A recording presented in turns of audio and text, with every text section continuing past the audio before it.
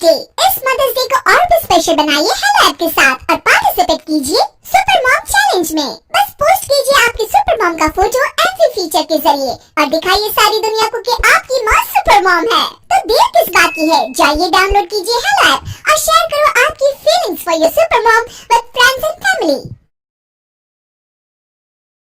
दीवार पर टंगी सास। पंजाबी में कहावत है, सास चंगी होवे या तो दीवार पे टंगी होवे। संगीता की शादी भी एक ऐसे ही घर में होती है जहां उसकी सास दीवार पर टंगी होती है। ससुर और पति शादी के पहले दिन उसे सास के फोटो के सामने ले जाते हैं, जहां ससुर जी कहते हैं, बेटा संगीता, ये तुम्हारी सास थी, बहुत नेक और भली, लेकिन थोड़ी गुस्सैल थी। गुस्सा आने पर सब तहस नहस कर देती थी, पर अब ये इस दुनिया में नहीं है। हाँ संगीता, माँ होती तो तुम इनकी कोई बात टाल नहीं सकती थी, वरना तो माँ घर में भूचाल ले आती। संगीता मन में खुश होती है कि अच्छा है कि ऐसी औरत अब इस घर में नहीं है, लेकिन दिखावे के लिए वो जैसे ही सास की फोटो के सामने हाथ जोड़कर खड़ी होती है, ये क्या, सास उसे देखकर मुस्कुराने लगी। संगीता आंखों को मलकर एक बार फिर से देखती है, लेकिन फिर सास के चेहरे का भाव, भंगिमा यानी एक्सप्रेशन बिल्कुल बदले होते हैं। वो अपने पति और ससुर को कहती है, माँ की तस्वीर तो स्माइल कर रही है। ना बेटी, ये कैसे संभव है? जरूर तुम्हें कोई गलती हुई होगी, ऐसा कैसे हो सकता है? लगता है तुम शादी की सारी फॉर्मेलिटी करते करते थक गई हो, तुम्हें आराम की जरूरत है संगीता। खैर, सारी संगीता की बात को इग्नोर कर कमरे में चले जाते हैं। वैसे सास की फोटो पर एक्सप्रेशन एक के बाद एक बदलते ही रहते हैं। सुबह होती है, पति और ससुर को काम पर भेजकर संगीता कमरे की सफाई करने में लग जाती है कि तभी उसे आवाज आती है, टेबल ठीक से साफ करो। ऐसे भी कोई टेबल साफ करता है? इससे अच्छा तो ये गंदा ही था। किसी औरत की आवाज सुन संगीता दंग रह जाती है और सोचने लगती है कि आवाज कहाँ से आई।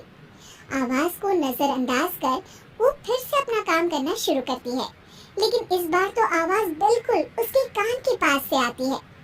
मेरा घर है ये। जब तक मैं थी चमका कर रखती थी, हर एक चीज शीशे की तरह थी। तुम्हें तो ना सफाई आती है ना कुछ पता है। क्यों तुम्हें मेरे घर की जिम्मेदारी दे दी गई है? पता नहीं तुमने मेरे बेटे को क्या दिखाई दिया। मैं होती तो एक से बढ़कर एक लड़कियों की लाइन लगा देती। अब संगीता को समझने में देर नहीं लगी कि ये आवाज किसी और की नहीं बल्कि उसकी सास की है, जो दीवार पर टंगी है।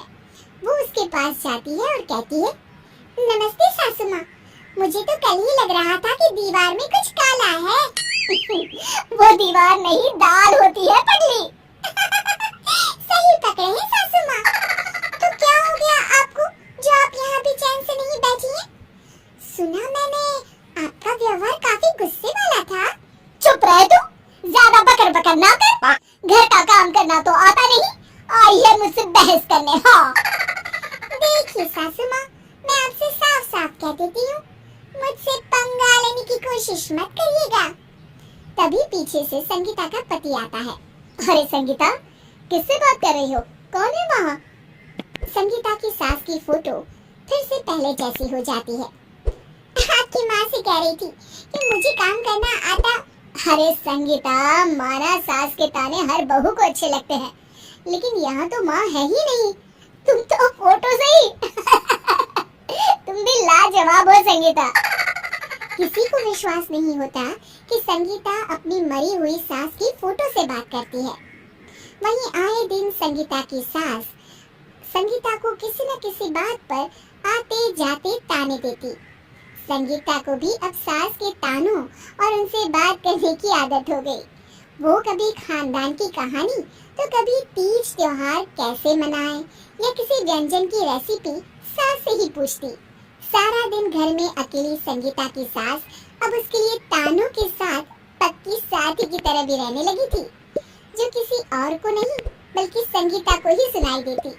तो देखा आपने, सास बहू का रिश्ता हर रिश्ते से ऊपर होता है, फिर चाहे वो खट्टा हो या